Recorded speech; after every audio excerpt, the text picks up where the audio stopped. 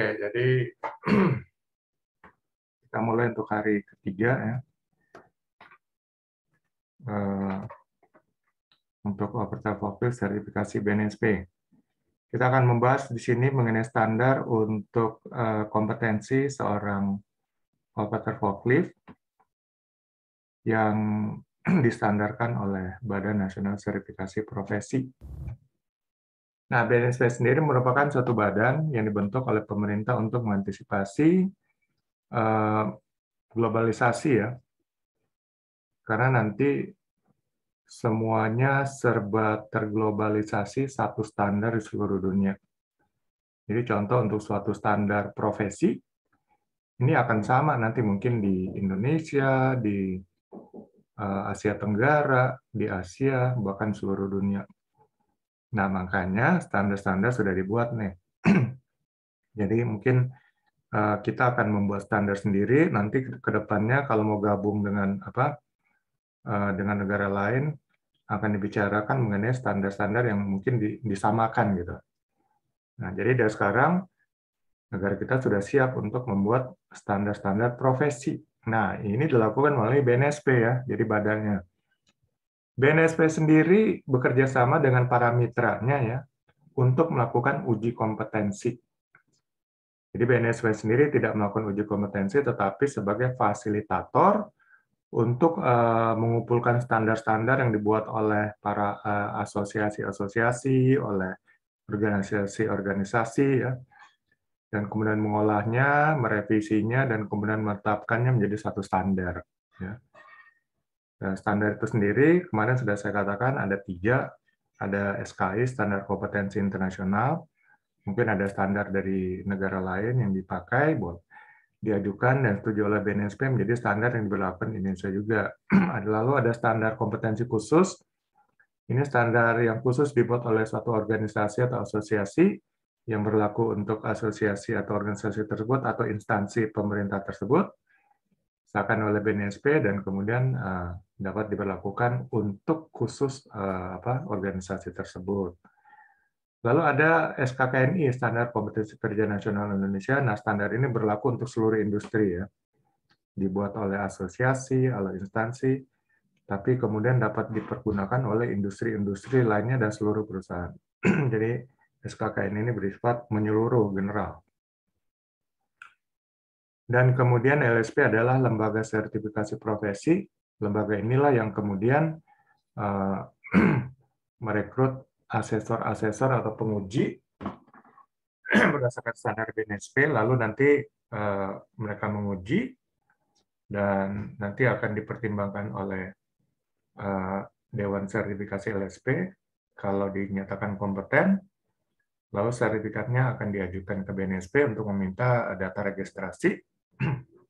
Dan setelah dapat nanti diterbitkan sertifikat. Nah, sertifikat ini yang kemudian dikirimkan ke para peserta yang sudah dinyatakan kompeten. Ya, begitulah kira-kira mekanisme kerjanya.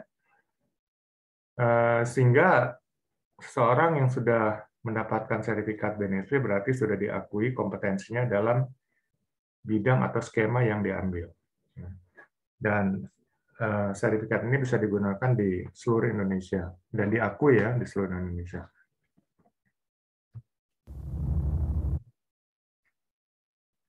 Oke, sebelum kita bahas SKKNI-nya, di sini ada tips menjadi operator forklift yang efektif dan berkualitas.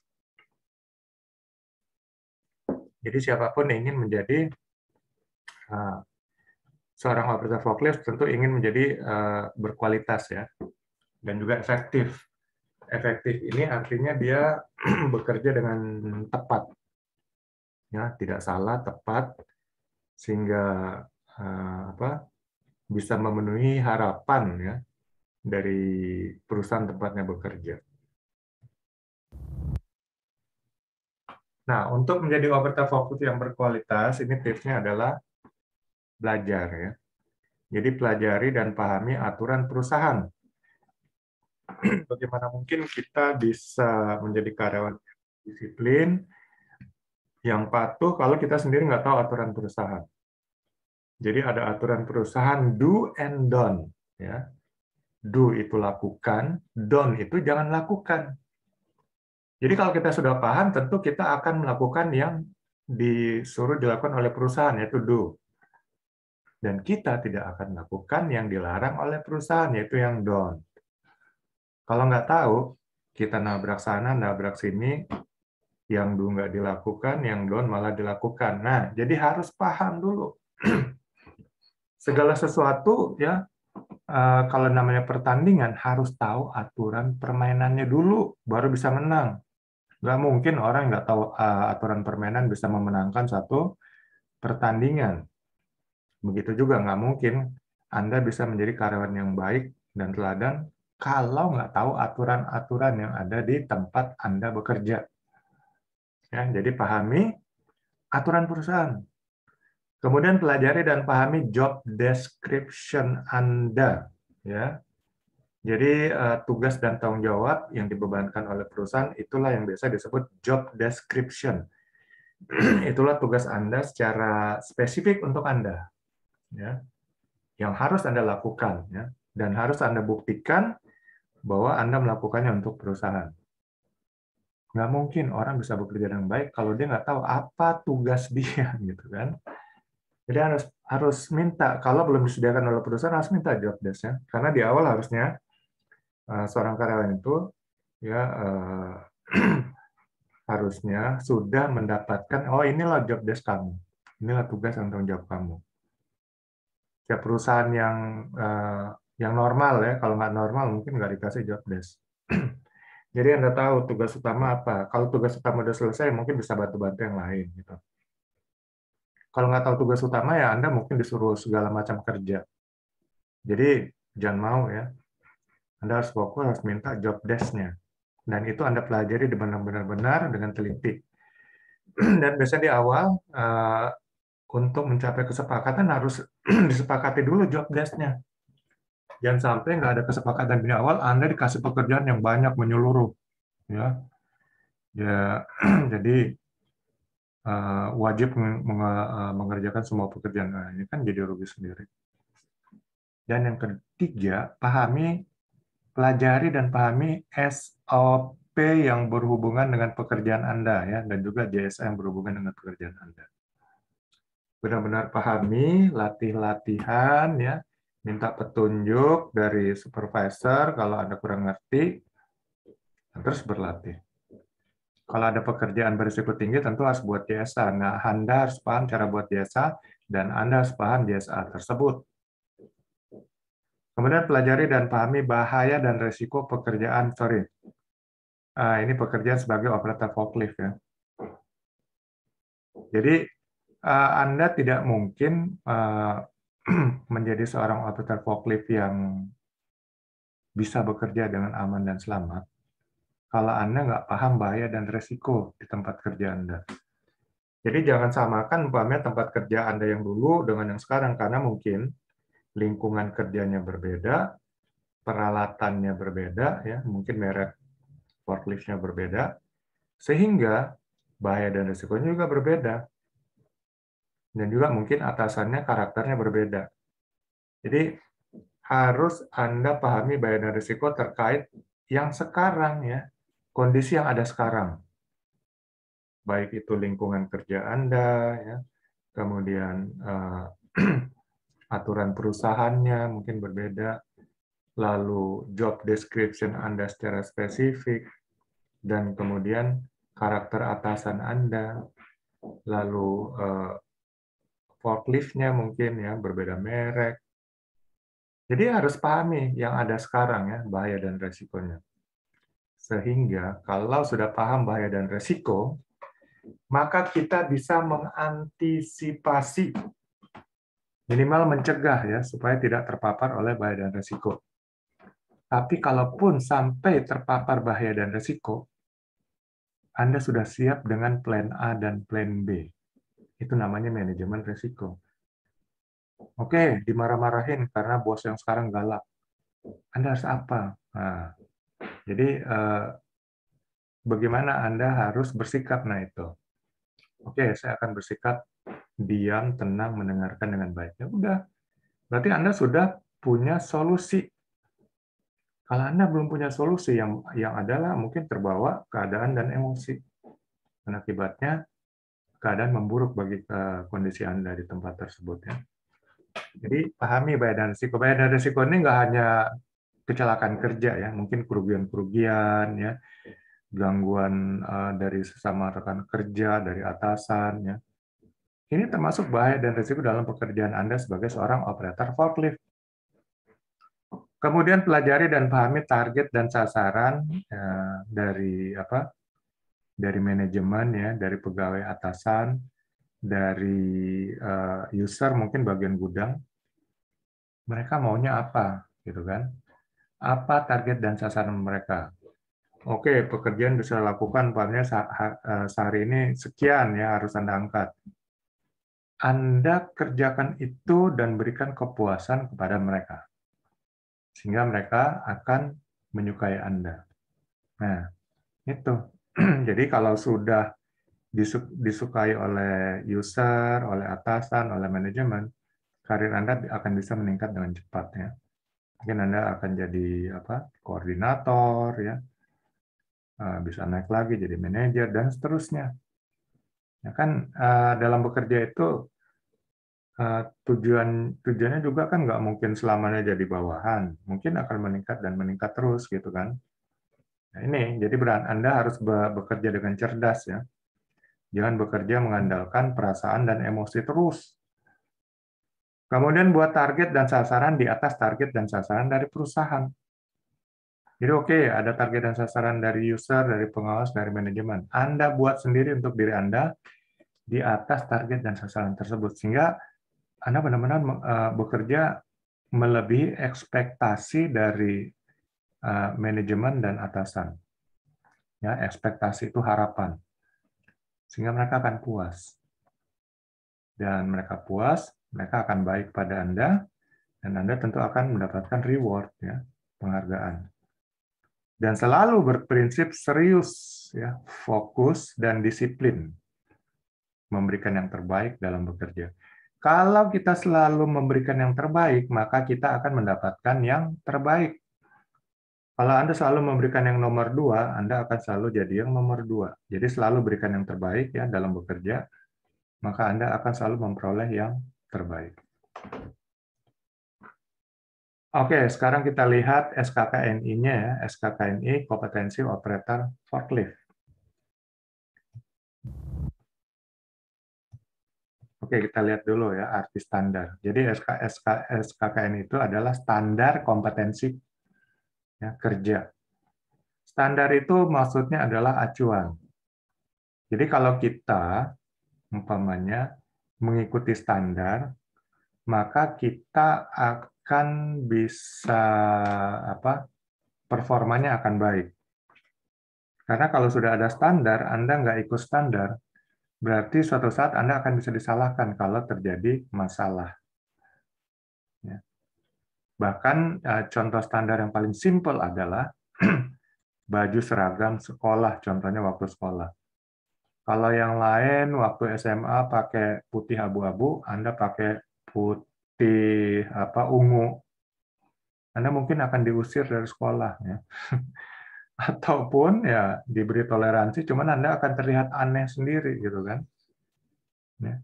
Aneh bukan dalam arti kata positif, tapi dalam arti kata negatif, mungkin kena bully terus. Ya. Diejek-ejek gitu, bully. Jadi ikutin standar, makanya Anda harus tahu standar.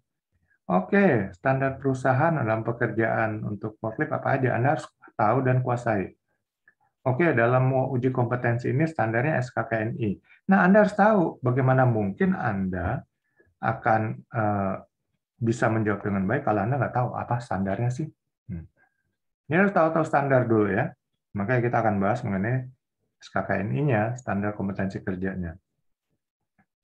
Kemudian kompetensi ini adalah skill ya dan knowledge yang utamanya. Tapi kalau BNSP, kompetensi itu menurut BNSP adalah skill, knowledge, dan attitude.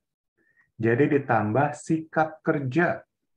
Jadi kalau Anda knowledge-nya bagus, pengetahuannya bagus tentang pekerjaan forklift, skill-nya bagus, Anda bisa merawat, bisa mengoperasikan dengan baik, ya, sangat memuaskan.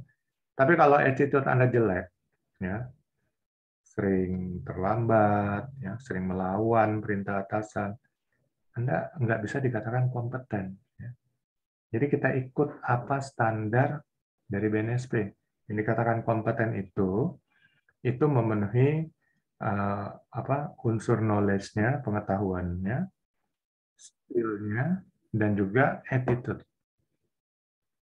Kemudian arti dan maksud dan tujuan SKKNI. Ya, SKKNI ini ya jadi standar.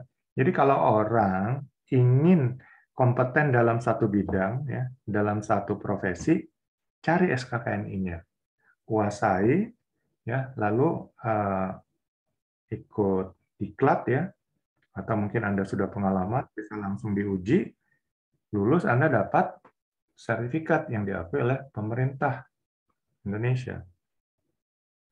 Itulah maksud tujuan SKKNI, sehingga nanti tidak ada dualisme. Oke, bukan ini yang apa, enggak, hanya ada satu yang untuk contohnya untuk operator forklift. Kalaupun sekarang mungkin masih ada banyak dualisme, tapi kedepannya mungkin akan disatukan, sehingga jangan takut kalau Anda sudah punya, ya, mungkin tinggal perpanjang aja sesuai dengan batas waktu sertifikat Anda gitu kan. Kemudian hubungan SKKNI dengan dunia kerja dan para pekerja.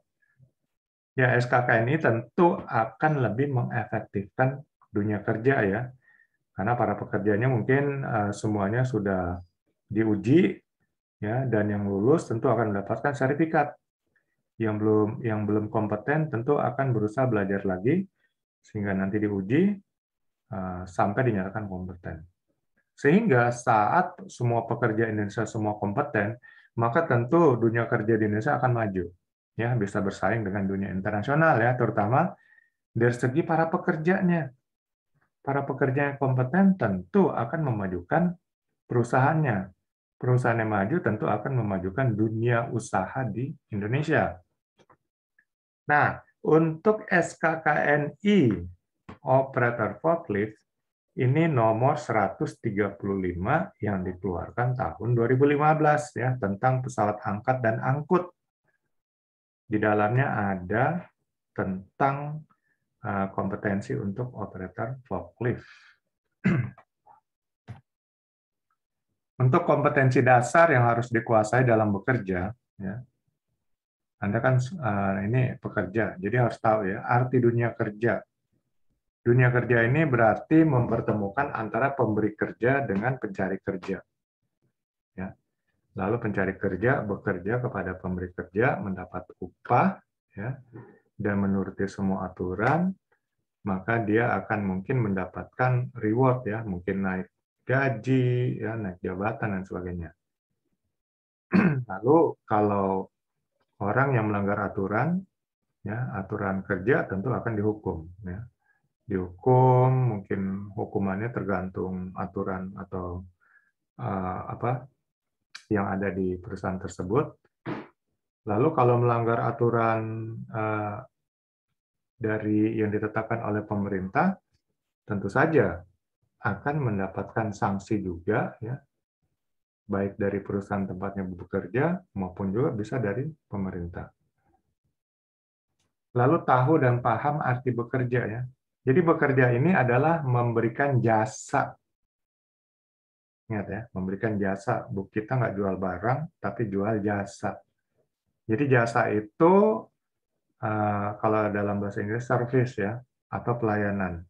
Jadi bekerja itu adalah pelayanan. Anda melayani orang yang meng-hire atau mempekerjakan Anda, ya, sehingga Anda harus ikut aturan dia. Ya, berarti dia punya aturan, kan?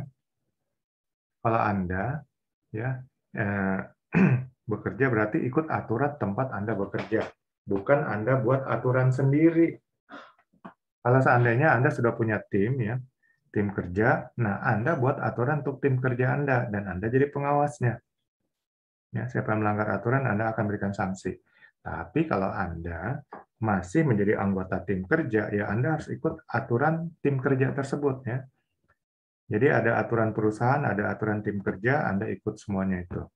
Suatu saat Anda mungkin akan menjadi supervisor, pengawas, punya tim kerja sendiri. Anda yang menentukan aturan untuk tim Anda, ya, sehingga Anda juga menjadi pengawas bagi mereka. Jadi bekerja itu adalah memberikan seluruh ya pikiran, tenaga ya untuk tempat Anda bekerja.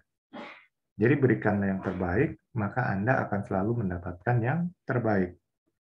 Kalau Anda terbiasa memberikan yang kedua, Anda akan selalu menjadi orang yang nomor 2. Kemudian tahu dan paham perusahaan tempat Anda bekerja ya. Jadi benar-benar pahami struktur organisasi, siapa atasan Anda, siapa top manajemen ya. Lalu ada berapa departemen ya, dan bagaimana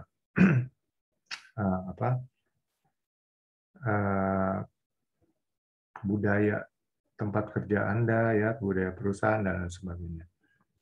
Tahu dan pahami struktur organisasi tempat Anda bekerja, Anda berada di posisi mana ya, siapa atasan langsung Anda, siapa atasan tidak langsung Anda, dan seterusnya. Tahu dan paham hak dan kewajiban pekerja berdasarkan regulasi pemerintah. Ya. Jadi pelajari, sekarang yang terbaru adalah Undang-Undang Nomor 20 tahun 2020 kalau nggak salah. Ya. Itu mengenai Undang-Undang Cipta Kerja. Jadi pelajari itu, tapi itu panjang banget ya. Itu ada 1.275 halaman kali. Cari aja ringkasannya ya, mungkin di internet Anda, dan Anda pelajari hak dan kewajiban pekerja. Lalu Anda pelajari aturan internal perusahaan ya. Jadi do and don't-nya seperti saya bilang tadi, Anda benar-benar ini dan terapkan, maka Anda akan bisa menjadi pekerja yang efektif. Lalu tahu dan paham job description, tahu dan paham lingkungan kerja perusahaan ya, siapa rekan kerja Anda ya, siapa rekan kerja dari departemen lainnya. Ya, berkomunikasi dengan baik ya, dan berteman dengan baik ya. Kemudian tahu dan paham cara bekerja dengan efektif dan berkualitas. Sehingga Anda akan benar-benar memiliki kompetensi dasar dalam melakukan pekerjaan Anda. Oke, ini SKKNI-nya ya. Jadi SKKNI itu bisa terdiri dari satu skema atau lebih. Nah, untuk SKKNI nomor 135 tahun 2015 ini tentang pesawat angkat dan angkut, ini ada beberapa skema ya. Di situ ada skema tentang operator kren ya. Ada skema tentang operator forklift, ada skema tentang rigger. Jadi ada ya 3 skema. Nah, kalau SKKNI yang lain mungkin ada 1 skema atau 3 skema juga, ada lebih, ada yang sampai 5 skema dan seterusnya. Nah, itu berarti 1 SKKNI. Lalu kenapa 1 SKKNI itu bisa ada 3 skema? Ya, karena ini kan judulnya pesawat angkat dan angkut.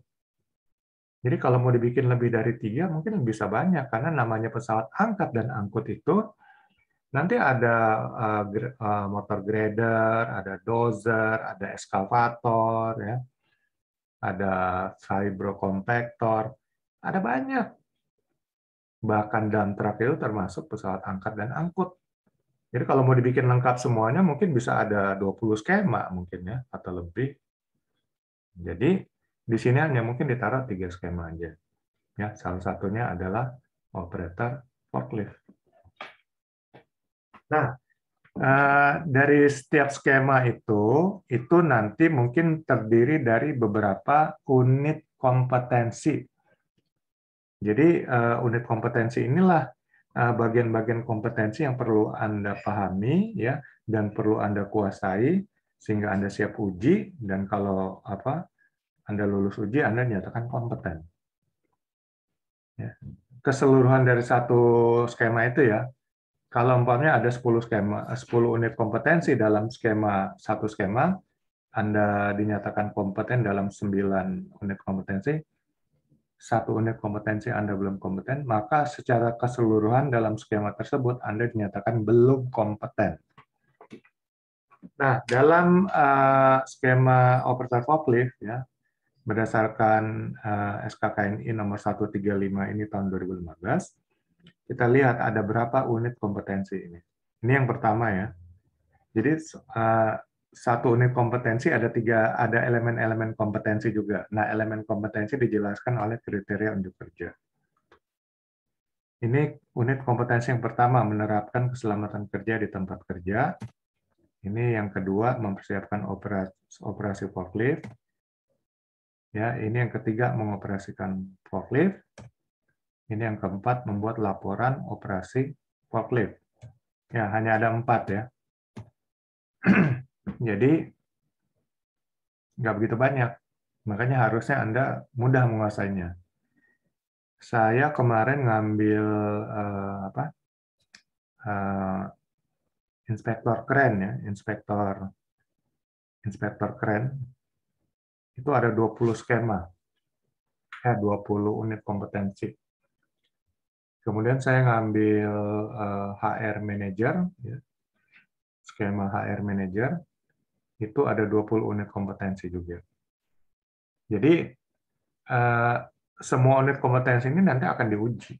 Makanya semakin banyak tentu akan semakin lama ya waktu diujinya.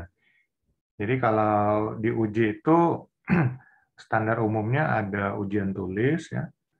Ujian tulis itu biasanya ada ujian pilihan ganda, ada essay ya. Tapi karena ini online mungkin hanya diterapkan wawancara aja. Jadi kalau yang tatap muka biasanya ujian tulis dan ujian wawancara.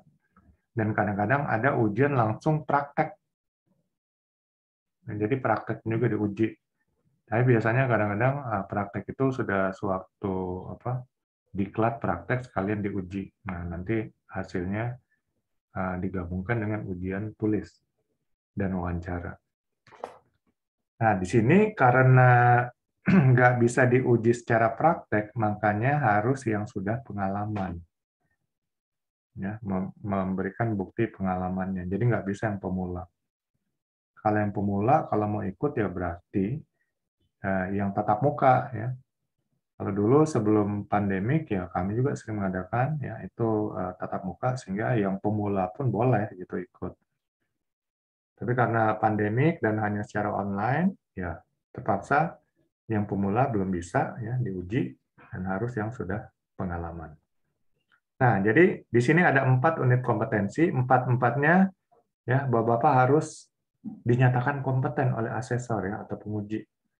Kalau 3 yang dinyatakan kompeten, 1 belum kompeten, maka secara keseluruhan skema operator forklift PNSP ini Bapak-bapak dinyatakan belum kompeten. Ya. Jadi harus 4-empatnya ya kompeten. Oke, kita akan bahas satu ya. Jadi saya kembali lagi menjelaskan. Jadi dalam skema di sini ada 4 unit kompetensi. Dan kemudian ini unit kompetensi yang pertama, ini judulnya ya. Nanti ada kode unit. Jadi kode unit itu yang nanti akan bisa membedakan ya antara satu unit kompetensi dengan unit kompetensi yang lainnya. Ya, walaupun judulnya sama, tapi bisa dibedakan mungkin dari kode unit. Nah, di sini judul unitnya adalah menerapkan keselamatan kerja di tempat kerja. Jadi nanti dari satu unit kompetensi, kita akan bisa lihat dari unit kompetensi ini ada bagian-bagiannya enggak. Nah, inilah bagian-bagiannya nanti akan dijelaskan dalam elemen kompetensi. Lalu kalau untuk memahami satu elemen kompetensi, lihat kriteria unjuk kerjanya. Ya. Berarti ini standar yang harus dicapai dari setiap elemen kompetensi. Gitu ya. Nah, dalam unit kompetensi yang pertama untuk operator forklift berdasarkan SKKNI 135 tahun 2015, unit kompetensi yang pertama ini menerapkan keselamatan kerja di tempat kerja. Berarti dari judulnya aja kita sudah bisa lihat ya, bahwa seorang operator forklift itu diharapkan bisa bekerja dengan aman dan selamat. Ya. Jadi keselamatan kerja itu faktor yang sangat penting dan harus dijadikan yang terutama dalam bekerja ya sebagai operator forklift. Nah, kita lihat bagian-bagian dalam menerapkan keselamatan kerja ini ada 3 elemen kompetensi. Yang pertama, menerapkan prosedur keselamatan kerja di tempat kerja. Berarti untuk bekerja dengan selamat harus ikut prosedur ya, atau menerapkan SOP dengan benar. Yang kedua, mengidentifikasi dan merespon peralatan berbahaya, beresiko, dan rawan kecelakaan. Jadi identifikasi dulu nih, peralatan berbahaya apa ya, lingkungan kerja berbahaya apa. Kalau dalam bekerja dengan forklift mungkin barang-barang yang akan diangkat yang berada di ketinggian, ya itu berbahaya juga kalau jatuh gitu kan, menimpa kita atau orang lain yang berada di sekitar tempat tersebut. Lalu peralatan berbahaya mungkin ada bagian-bagian berputar dari forklift, ya itu termasuk bagian berbahaya. Bagaimana supaya nggak terpapar, nah, gitu. Ya, bagaimana mengendalikannya. Dan bagian-bagian berbahaya lainnya mungkin ya jalanan, tikungannya bisa nabrak dan sebagainya. Ada orang lewat, itu mungkin bisa beresiko. Ya. Lalu identifikasilah semua hal-hal berbahaya, terutama peralatan berbahaya. Ya, kalau di forklift ya fokus di forkliftnya, itu tadi mungkin adalah mengenai sistem hidroliknya. Kalau nggak bekerja kan, itu bisa membahayakan ya dalam sedang mengangkat dari ketinggian ya barang yang berat dan sebagainya. Kemudian yang elemen kompetensi ketiga ya dari unit kompetensi yang pertama ini mengenai keselamatan kerja, melaksanakan prosedur darurat. Jadi di sini bicara keselamatan kerja, memperhitungkan juga kalau terjadi keadaan darurat. Ya keadaan darurat itu macam-macam ya, mungkin nggak minta-minta terjadi kebakaran, ya, banjir, ledakan, ya, dan lain sebagainya. Nanti diidentifikasi sesuai dengan tempat kerja ya. Kalau ada bahan-bahan kimia mungkin ada bahaya untuk bahaya kimia berbahaya, ya uapnya juga berbahaya, itu bisa jadi keracunan dan sebagainya, bisa terbakar, bisa meledak dan seterusnya. Nah, antisipasi ini semua. Jadi operator forklift harus paham juga prosedur keadaan darurat di tempat kerjanya seperti apa. Ya harus pelajari sehingga kalau nggak diminta-minta, cuman kalau terjadi keadaan darurat sudah tahu ya apa yang harus dilakukan. Kalau memang prosedurnya karena bukan tim penanggulangan keadaan darurat, ya langsung berkumpul di master point, ya langsung menuju master point kalau dinyatakan oleh pemimpin keadaan darurat di tempat kerja, oh ini keadaan darurat, mungkin dalam bentuk bunyi alarm bahaya, ya langsung menuju ke master point atau tempat berkumpul. Ya, inilah 3 hal ya yang berbicara mengenai keselamatan kerja di unit kompetensi yang pertama. Selalu terapkan SOP, ikut SOP, ya. Mengidentifikasi peralatan berbahaya ya, yang berisiko dan rawan kecelakaan dan bagaimana antisipasi dan pengendaliannya. Lalu bagaimana keadaan darurat ya, bagaimana ikut prosedurnya dan sebagainya. Lalu untuk menerapkan prosedur keselamatan kerja ini ada 2 kriteria unjuk kerja. Di sini yang pertama, prosedur keselamatan kerja yang terkait diikuti sesuai dengan ketentuan yang berlaku. Jadi ikut aja lah ya, semua apa yang dikatakan SOP langkah demi langkah. Ya, semua pekerjaan dilakukan sesuai dengan SOP ya, standar operating procedure. Lalu elemen kompetensi yang kedua, kriteria unjuk kerjanya, peralatan yang mengandung bahaya, beresiko, dan kemungkinan menimbulkan kecelakaan diidentifikasi ya. Jadi identifikasi itu dicari, dikenali ya, apa-apa aja itu peralatan yang mengandung bahaya. Lalu prosedur penanganan bahaya diikuti dengan benar. Ya. Jadi bagaimana prosedur untuk penanganan bahaya tersebut, ya, ikuti dengan benar. Kalau belum ada, mungkin kerjasama dengan manajemen atau bagian safety, bagaimana ini ya, prosedur penanganan bahaya terhadap peralatan ya, atau lingkungan atau bahan ini umpamanya. Kemudian elemen kompetensi yang ketiga, melaksanakan prosedur darurat. Di sini ada 2 kriteria unjuk kerja. Kejadian darurat atau kecelakaan kerja yang terjadi diidentifikasi jenis dan kategorinya berdasar pada standar kategori kecelakaan yang ada. Jadi kalau identifikasi dulu apa aja keadaan darurat itu ya, bagaimana kategorinya. Lalu prosedur kebijakan tentang tanggap darurat di tempat kerja diikuti sesuai SOP. Jadi ikutin aja prosedur keadaan darurat seandainya terjadi keadaan darurat. Ya, ini unit kompetensi pertama mengenai keselamatan kerja. Lalu unit kompetensi yang kedua, ya, mempersiapkan operasi forklift. Jadi sebelum forklift dioperasionalkan, ini ada persiapan dulu, ya. Nah, di sini ada dua elemen kompetensi, melakukan pemeriksaan unit penggerak forklift dan melakukan pemeriksaan awal forklift. Jadi untuk persiapan penggunaan forklift ini, cek dulu nih unit penggeraknya ya. Jadi berarti garpunya ya, forkliftnya, dan sistem hidroliknya, ini yang dicek karena ini unit penggerak. Ya, masnya ya, tilt on, tilt in, ya itu aja dicek ya. Forknya naik ke atas, turun ke bawah ya, tilt out, tilt in dan sebagainya itu dicek. Berfungsi atau enggak? Jangan sampai begitu udah mau kerja, ya ternyata nggak berfungsi. Jadi kalau dicek duluan kan bisa tahu, bisa diperbaiki dulu ya, mungkin bisa hubungi mekanik. Nah, kriteria unjuk kerja untuk elemen kompetensi yang pertama ini, penggerak forklift diidentifikasi sesuai dengan jenisnya. Ya, di jenisnya jadi pelajari manual box sesuai dengan forklift. Komponen unit penggerak diperiksa sesuai dengan buku manual ya, jadi buku manual dari petunjuk pabrik pembuatnya. Checklist pemeriksaan unit penggerak forklift diisi. Mungkin di buku manual sudah ada checklist, atau kalau belum ada ya bikin sendiri checklist untuk pemeriksaan unit penggerak, apa aja yang dicek ya, secara visual, kondisinya, dan sebagainya. Jadi diisi ya. Ini pemeriksaan harian ya. Kemudian melakukan pemeriksaan awal forklift. Nah ini semua ya, semua bagian, indikator ya, mesin, baterai, bahan bakar, semuanya diperiksa ya. Ada 3 kriteria unjuk kerja. Forklift diidentifikasi sesuai dengan jenisnya ya. Jadi jenisnya apa, lalu pelajari buku manualnya, bagian-bagiannya apa aja. Kemudian ada checklist untuk pemeriksaan komponen forklift ya diisi. Kalau sudah ada, mungkin di manualnya ya tinggal disalin kemudian untuk menjadi pengisian harian.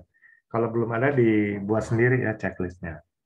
Ya ini ya persiapan berarti pengecekan ya unit penggerak dan juga seluruh komponen dari forklift yang sebelum digunakan. Ini merupakan bagian daripada prosedur pemeriksaan harian ya P2H. Kemudian unit kompetensi yang ketiga, mengoperasikan forklift ya. Setelah diperiksa tentu kalau dalam keadaan kondisi layak pakai, ya forklift siap untuk dioperasionalkan.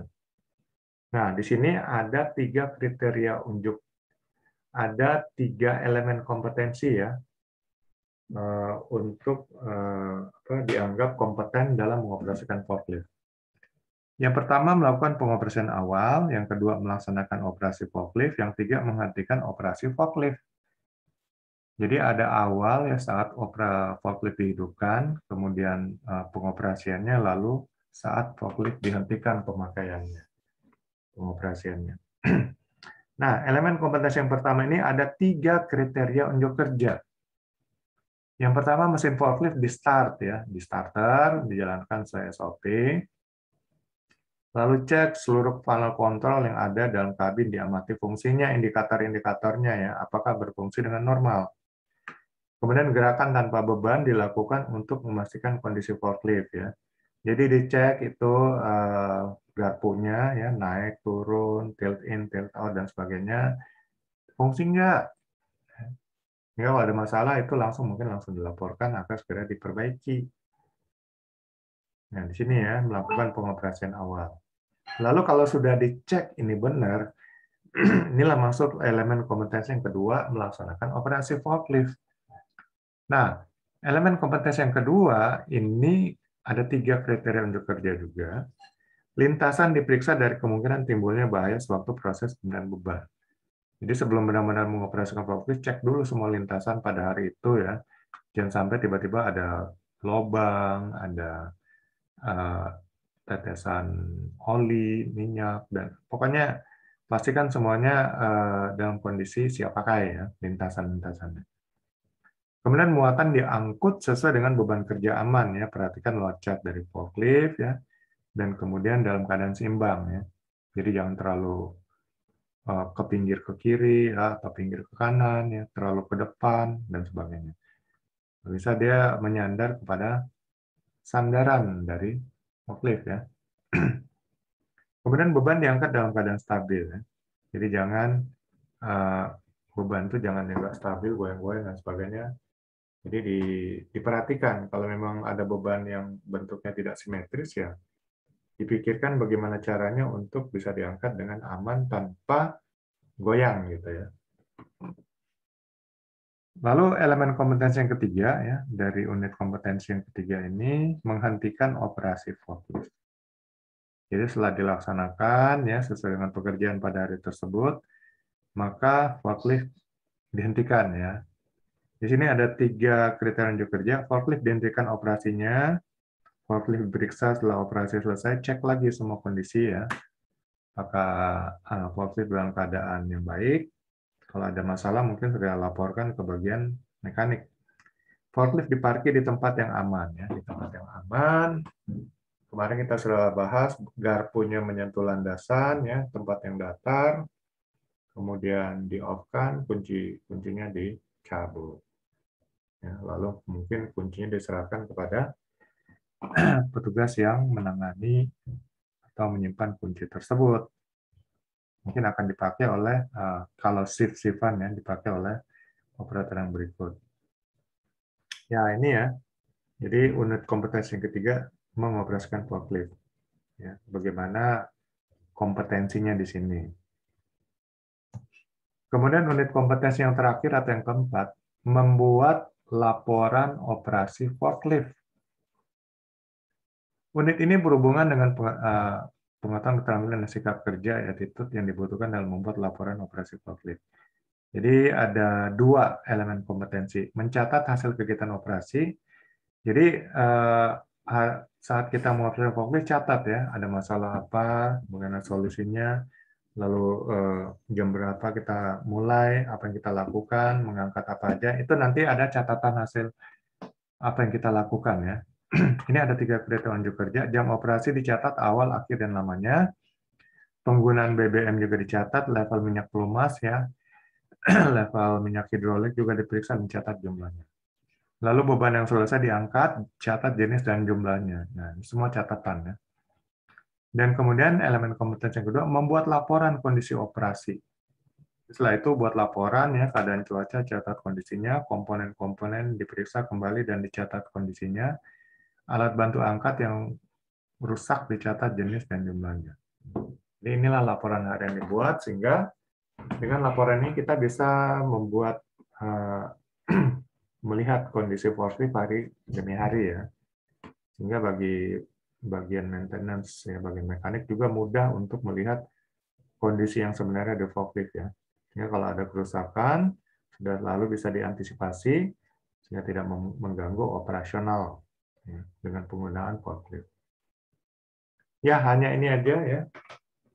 4 unit kompetensi untuk Bapak-bapak kuasai supaya dinyatakan kompeten. Ya.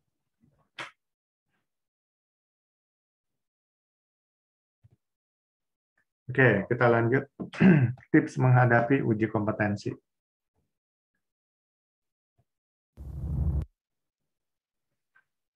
Tips menghadapi uji kompetensi, yang pertama melakukan persiapan fisik dan mental. Jadi saat mungkin besoknya ujian, jangan begadang ya. Tidur yang cukup ya, kemudian siapkan mental. Anda yakin Anda bisa ya. Kalau Anda selalu yakin nggak bisa, ya benar-benar nanti benar nggak bisa. Yakinkan diri Anda bisa ya, Anda siap, Anda bisa. Berarti untuk itu Anda memang melakukan persiapan ya. Persiapan sini tentu persiapan pengetahuan dan skill ya. Bagaimana persiapannya? Dengan belajar dan latihan. Latihan mungkin nggak menggunakan forklift secara langsung, latihan menjawab kira-kira yang ditanya oleh asesor itu apa. Anda sudah buat pertanyaan-pertanyaan sendiri dan Anda belajar untuk menjawabnya. Kalau bisa Anda depan kaca berlatih, Sehingga saat diuji sebenarnya Anda sudah siap mental gitu ya. Dan baca berulang-ulang supaya itu benar-benar Anda ingat ya, masuk ke otak bawah sadar. Karena kadang-kadang kalau hanya sekali menghafal, sekali baca, bisa lupa gitu. Kemudian siap mental nggak ada asesor ya. Jadi asesor tuh manusia juga, jangan takut, bukan monster gitu ya. Kalau Anda takut membayangkan hal-hal yang buruk, itu yang membuat mental Anda nggak siap nanti. Ini manusia juga. Kenapa dia jadi asesor? Ya karena dia ikut training asesor. Saya juga asesor ya. Jadi sudah kalau saya jadi menguji, ya saya nggak bisa jadi trainer gitu. Jadi nggak boleh sekaligus dua. Kemudian percaya diri, ya pandang ya bukan padang. Pandang mata asesor. Ya walaupun nanti kalau online ya hanya bisa lihat di komputer ya. Suara Anda harus keras ya dan jawaban mantap ya. Jadi percaya diri aja. Jangan langsung ciut ya, langsung menekuk lutut, kepala tunduk ke bawah.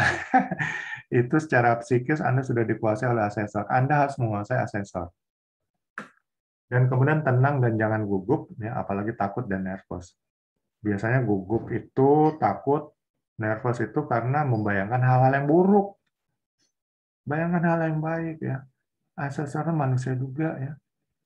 Ya, suatu saat Anda mungkin bisa jadi asesor juga. Jadi jangan takut. Usahakan selalu tersenyum ya, karena senyum ini melegakan dan menghilangkan gugup dan nervous. Ya, itulah sedikit tips dalam menghadapi uji kompetensi. Hi. Oke, selanjutnya kita akan lihat beberapa video. Mungkin ada video yang bahasa Inggris ya. Tapi yang penting lihat gambarnya lah ya. Anda sedikit paham gitu. Hi, I'm Michael De Palma. I'm here at TAFE, Narimba College, to show you the correct way to operate a forklift truck. Today, we're going to be covering site inspections, which will include hazard identification and correct control methods, pre-operational checks, pre-startup checks, safe operating procedures, and correct shutdown procedures. So let's get going.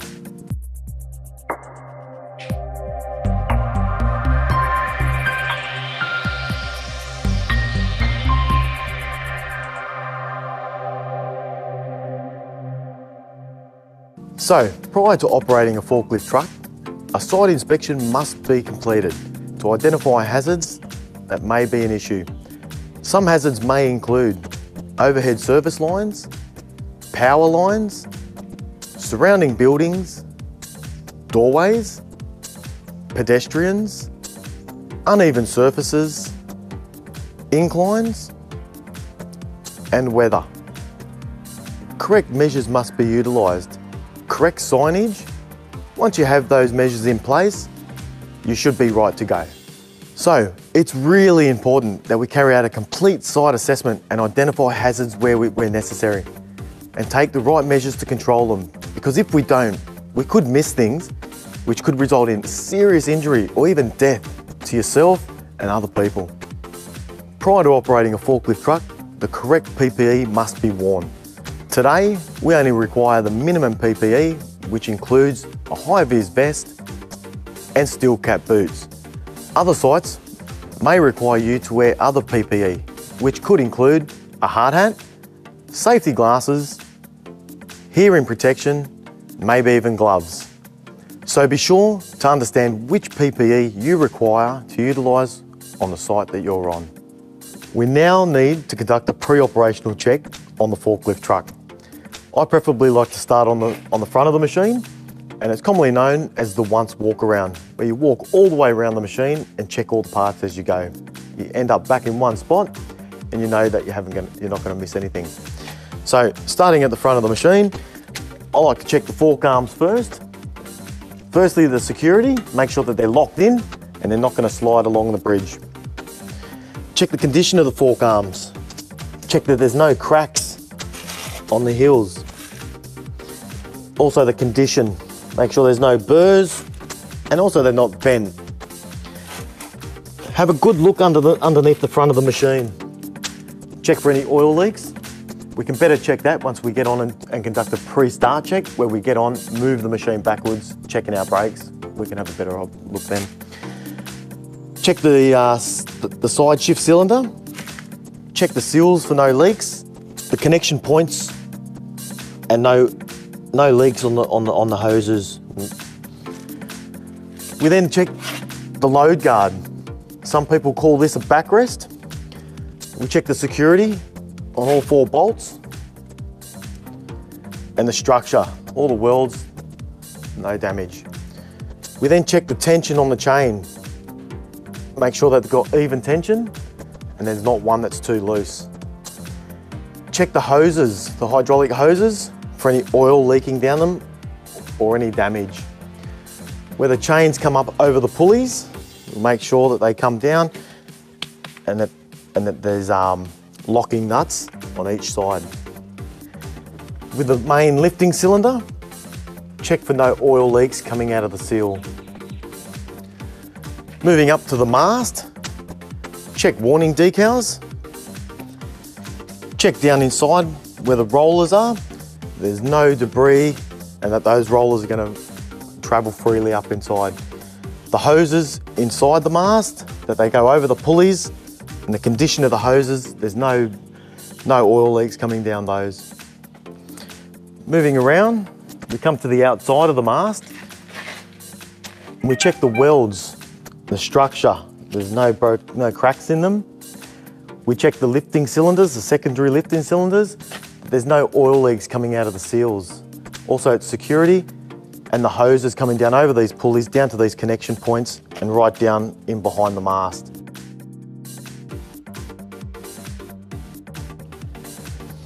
Whilst we're here, we check the tilt cylinder. Again, no leaks around any of the seals, the security, and also the keeper plates. They are well greased.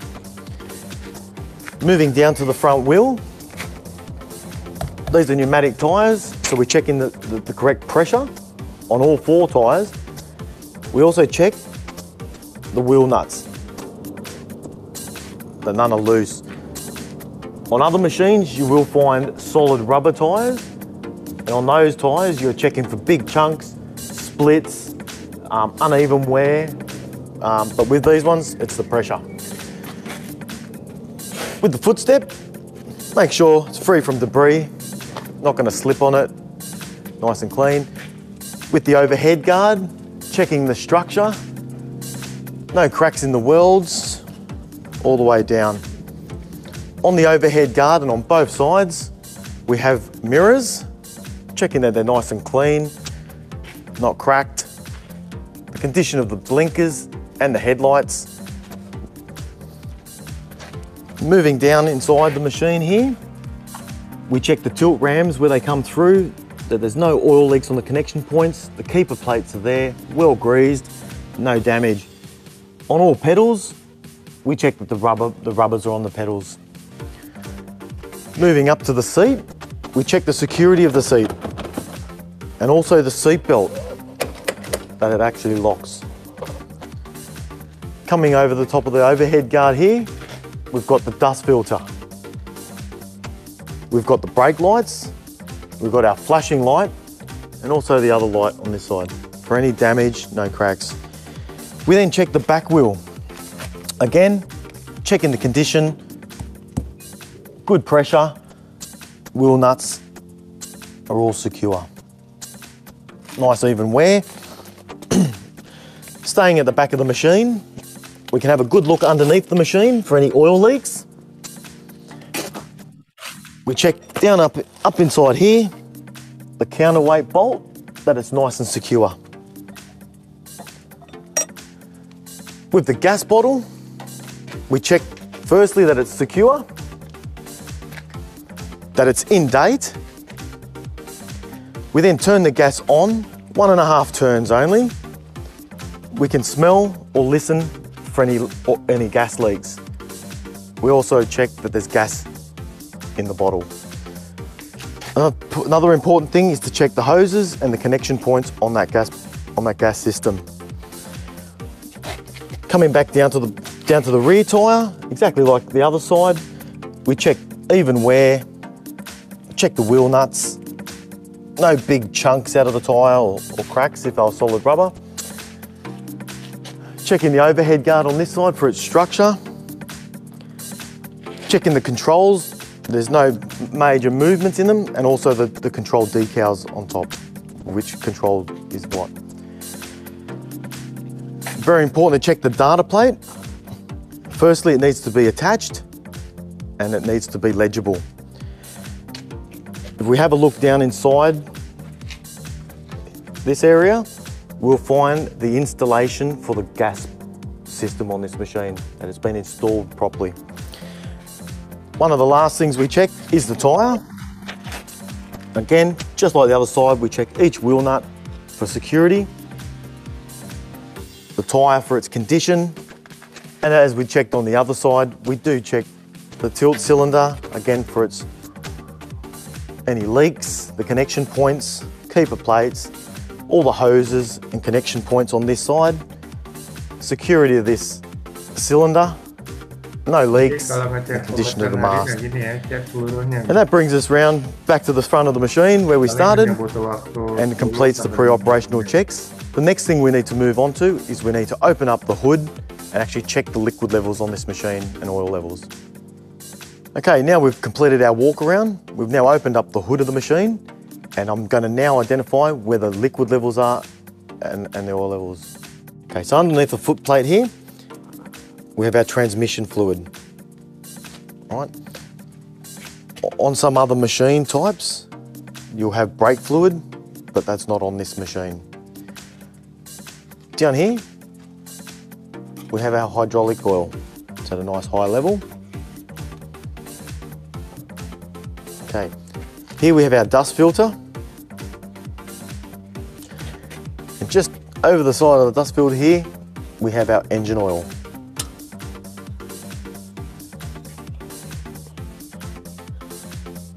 High, low, so good level.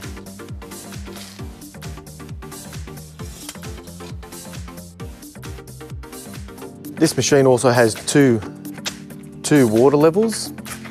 I will just go around the other side of the machine to show you those. Here we have our coolant overflow bottle. And the battery. Generally, batteries have water levels in them. This is a maintenance-free battery. With the battery also, very important to check the security. It's not going to fall over, and also the terminals are nice and clean. And they're the oil levels for the forklift truck. Now that we've completed our pre-operational checks and our walk around, we now need to conduct a pre-start check.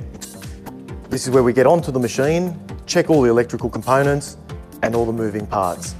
I'm going to demonstrate that to you now.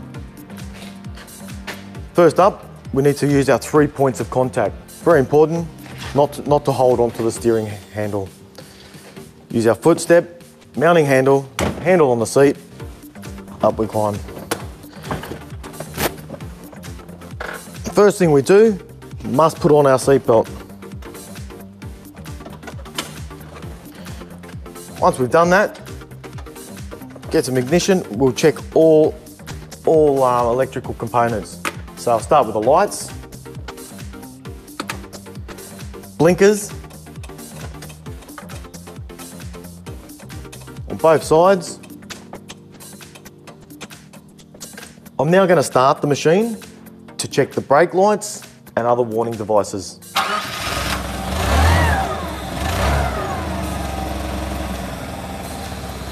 Brake lights, flashing light, the horn, and also check the gauges.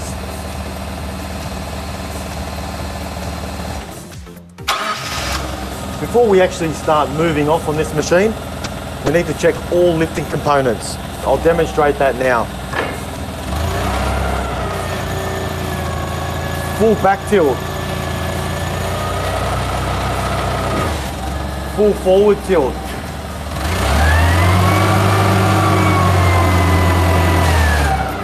And And it's very important to bring the mast back to a vertical position. Setelah pemeriksaan visual tadi, barang Then need to do full side shift. pemeriksaan dalam posisi sudut ya. Both directions and back to the center. Now I'm going to raise the mast to its full extent.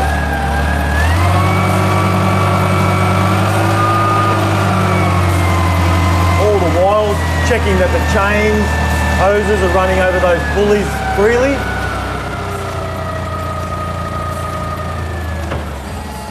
And for any unusual noises.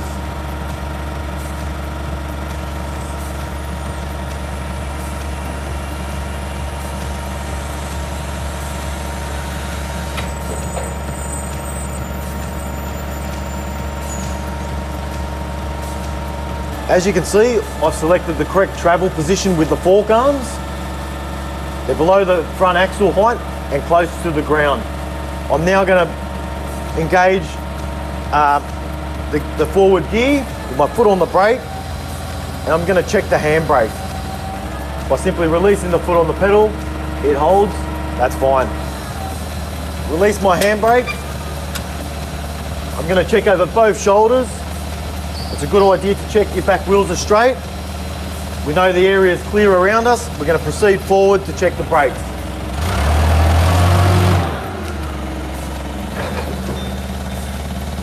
Front brakes are good.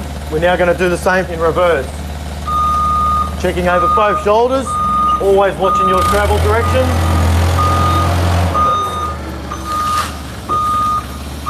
Rear brakes are great. The last thing we need to check is the steering on this machine. We need to do that by utilising the steering wheel in both directions to its full degree. Once again, always checking over your shoulders for any pedestrians.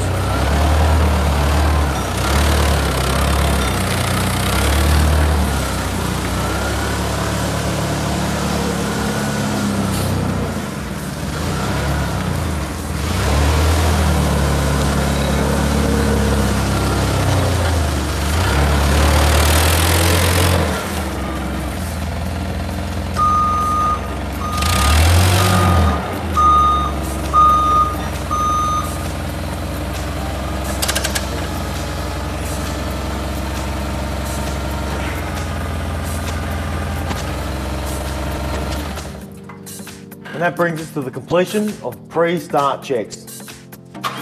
So now I'm going to select the correct travel position with the fork arms prior to moving off. Release my handbrake, put the machine into forward gear and travel as squarely as I can up to the racking system. All in while keeping a distance away from the racks, so as you raise the forks up, you're not going to collect other pallets in the racking system. Now that I have my position, I'm selecting a neutral gear, applying the handbrake, making sure that the mast is in a vertical position prior to raising. Now that all those things are in place, I'm now going to raise the forks to the required height. Now I'm at the required height, I'm going to release my handbrake, apply the machine into forward gear and travel into the pallet. Now that we're all the way into the pallet, I'm going to raise the pallet and apply a slight back tilt. Now that we have the pallet in the correct position to reverse, we have two danger points we need to be aware of prior to reversing. That is that the pallet is going to be coming back with you as you're reversing and not getting caught in the racking system.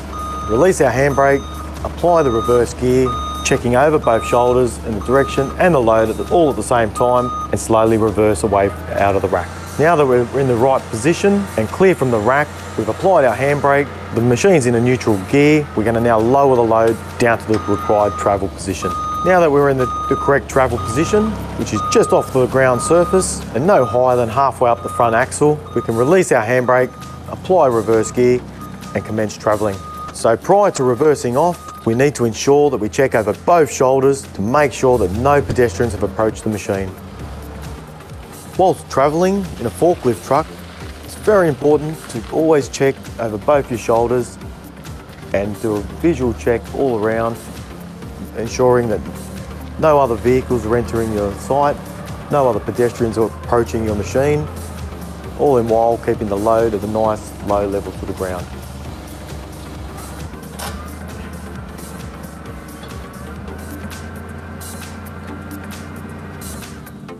So at the end of the day, once you've finished operating your forklift truck, you must ensure that it's parked in a secure location, that you've removed the key, applied the handbrake, selected a neutral gear, make sure the forks are on the ground, the back wheels are straight, and the gas bottle is switched off. The location where these machines should not be parked is in front of firefighting equipment, first aid stations, access ways, walkways, emergency exit doors, and on blind corners. So that brings us to the end of our training. Today we've covered off on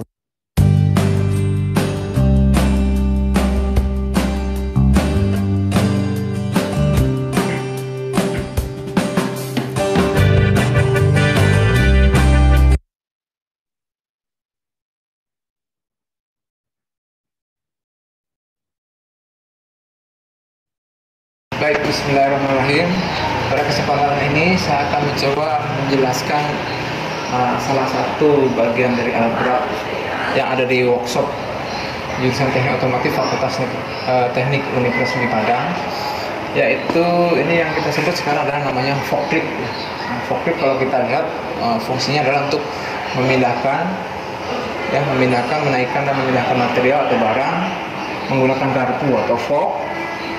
Namun konteks pemindahannya di sini adalah tidak untuk jarak yang panjang, tapi hanya untuk jarak-jarak yang pendek. Ya, itu yang kita sebut dengan forklift. Ya. Nah, di sini kalau kita lihat dari arah depan ini, itu ada komponen-komponen utamanya yang ada dalam forklift di sini. Ya, saya akan mencoba menjelaskan dari arah depan. Ini yang kita sebut dengan fork atau garpu. Fork ini fungsinya ya tadi untuk tempat barang nanti dipindahkan, dinaikkan, diturunkan, dipindahkan, dan ini bisa digeser-geser ya, tergantung besar kecilnya material yang akan dipindahkan atau yang akan kita angkat. Kalau fork yang Datsun ini kan forklift yang masih lama. Ini masih menggunakan cara mekanik seperti ini ya, secara mekanik. Jadi kita putar-putar untuk menggeser-geser forknya tersebut ke dalam atau keluar sesuai dengan yang diinginkan. Nah, ini tip komponen yang pertama yang kita sebut dengan fork atau garpu. Nah, yang kedua yang dua ini yang kita sebut dengan mas. Mas ini tuh merupakan bagian utama dari forklift. Dia juga merupakan titik tumpuan nanti untuk fork itu sendiri ya, karena dia akan nyambung ke sini. Terus dengan adanya mas ini, maka fungsi hidroliknya yaitu untuk lifting, untuk naik atau turunnya suatu material, ataupun untuk tilting, mencondongkan fork ke arah dalam ataupun ke arah luar tuh bisa terjadi, bisa dilakukan kalau dengan adanya mas ini. Karena mas ini dia akan menopang tadi posisi dari lifting, dan yang di sini adalah posisi untuk tilting. Oke, itu komponen yang kedua, mas. Yang ketiga ini sendiri namanya adalah carriage. Carriage itu adalah tempat sandaran atau sandaran dari material yang akan dibawa, yang akan diangkat di fork ini, maka dia akan disandarkan ke sini, karena kalau nggak ada carriage nanti bisa kena ke komponen forklift yang lainnya. Oke, yang berikutnya kalau kita lihat di sini ada yang kita sebut dengan hydraulic cylinder, tapi ini hydraulic cylindernya untuk lifting. Jadi ini lifting hydraulic cylinder berfungsi untuk menaikkan dan menurunkan dari material, ya, lifting maupun lowering. Nah, namun di forklift ini di samping ada lifting cylinder nih, yang sekarang ini ada, kalau kita lihat ada rantai, kalau kita sebut dengan lifting chain ya. Lifting chain ini adalah pendukung utama komponen untuk menaikkan dan menurunkan dari fork itu sendiri. Kenapa harus pakai ini? Karena posisi yang akan dinaikkan diturunkan forknya kan tidak di atas ini. Ya. Jadi tidak bisa langsung naik turun, tapi harus pakai perantara rantai karena dia posisinya di sini. Sehingga pada saat dia naik, lifting cylindernya ini atau lowering turun, maka rantai ini yang akan narik atau menurunkan dari fork itu sendiri. Ini yang kalau kita lihat dari sisi depan. Kalau kita perhatikan dari sisi ke samping, ke belakang, ke sini, mungkin bisa dari sini, dari sebelah sana ya. Nah, ini yang kita sebut dengan tilting cylindernya. Jadi silinder untuk mencondongkan ke dalam dari fork itu sendiri, tilting in, atau untuk mencondongkan keluar. Jadi kalau memanjang keluar dia disebut dengan tilting out. yang tilting out, sehingga nanti garfonya, forknya ke arah luar. Kalau tilting in berarti ininya memendek, garfonya ke arah dalam. Oke, ini ada dua ya, kiri kanan dari tilting cylinder. Baik, kita lihat ke arah sini ya.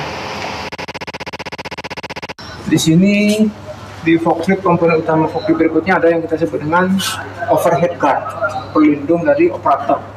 Ini sangat vital ya, sangat penting, karena forklift ini kan biasanya mengangkat barang bisa lebih tinggi dari operator di posisi barangnya. Maka kalau misalkan ada sesuatu kejadian tumpah atau bagaimana, dengan adanya overhead guard, operator bisa safety, bisa aman, bisa terlindung. Itu komponen berikutnya. Nah, yang tak kalah pentingnya di komponen forklift itu juga ada yang kita sebut dengan penggeraknya itu sendiri, itu engine-nya. Engine ini penggeraknya dalam forklift itu kan bervariasi. Ada yang berpenggerak diesel, ada yang bensin, ada yang gas, ada yang baterai. Kalau kita lihat di sini nih, karena forkliftnya yang masih yang lama ya, ini masih menggunakan berpenggerak bensin dan masih konvensional, yaitu masih pakai karburator, dan ini juga masih menggunakan tipe distributor pengapiannya ya. Dan pengapiannya masih pengapian yang menggunakan platina. Tapi forklift ini masih berfungsi dengan baik ya. Oke, ini yang bagian tengah engine-nya. Di bagian belakang yang tak kalah pentingnya juga ini yang kita sebut dengan balance weight. Jadi penyeimbang berat. Penyeimbang berat maksudnya kalau forknya lagi mengangkat barang, mengangkat beban tuh, nanti ini penyeimbangnya sehingga dia akan tetap stabil. Dan ini juga sebagai indikasi kalau nanti mengangkat barang yang terlalu berat, rodanya terangkat, maka itu bisa menandakan bahwa beban yang diangkat lebih tinggi dari spek tonase yang diizinkan. Oke, itu kayaknya komponen utamanya ya. Kalau lampu itu udah biasa di mobil juga ada. Baik, itu demikian penjelasan. Terima kasih.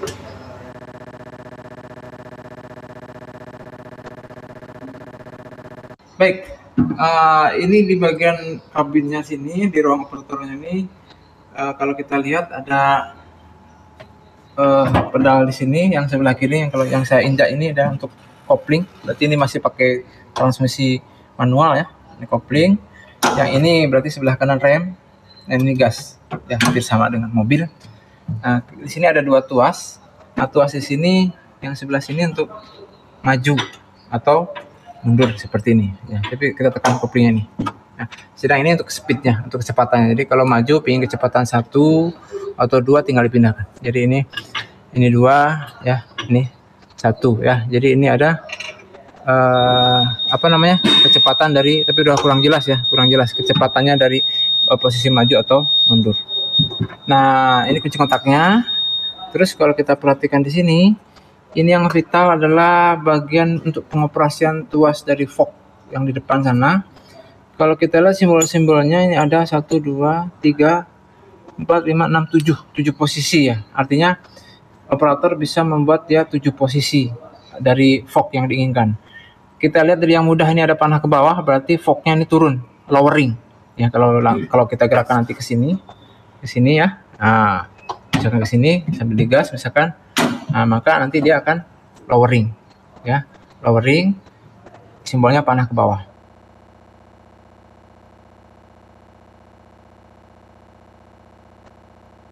Terus kalau yang sebelah kiri bawah ini kan panahnya ke atas nih. Jadi lihat panah, maka kalau kita arahkan ke sini berarti dia lifting atau naik.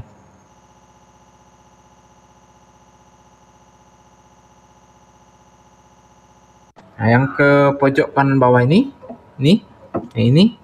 berarti namanya tilting in. Jadi si tilting cylindernya ini akan memendek atau forknya akan condong ke dalam. Jadi ini tilting in. Sebaliknya berarti yang ke sana ini menumpahkan atau tilting out.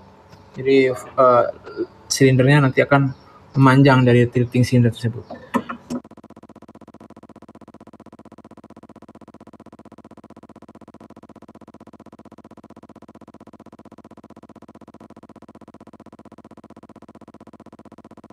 Ternyata kombinasi antara lifting dan tilting juga, antara lifting, lowering, dan tilting ini, ada juga kombinasi 3 ini ya. Kalau kita perhatikan, jadi kalau diposisikan ke arah sini nih, bisa dilihat ini gambarnya. Nah, ini kalau ke arah sini, ternyata di forklift Datsun ini bisa membuat nanti forknya itu turun tapi sambil tilting in. Nih, jadi turun tapi condong ke arah dalam. Tilting in-nya.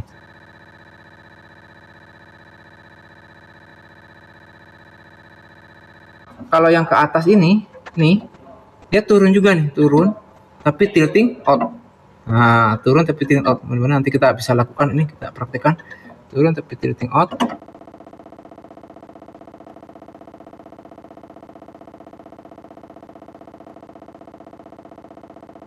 Dan yang ke bawah ini, yang paling bawah ini, nah yang ini, yang tengah, dia naik tapi tilting in. Jadi sambil naik tapi nanti akan garpunya ke arah dalam.